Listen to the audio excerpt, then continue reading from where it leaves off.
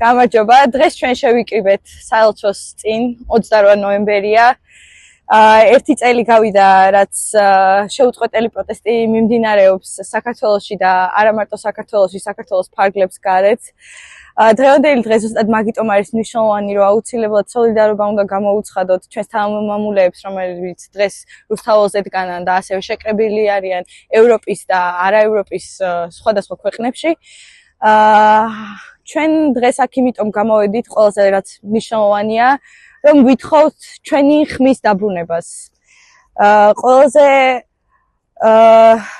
დიდი შეცდომა იმ ადამიანებთან, რომლებიც საქართველოს ფარგლებს გარეთ არიან, მაგრამ საქართველოს ყველაზე მეტად დარდობენ, ზუსტად ხმის წართმევის უფლებაა. ჩვენ ყავს იქ ოჯახი.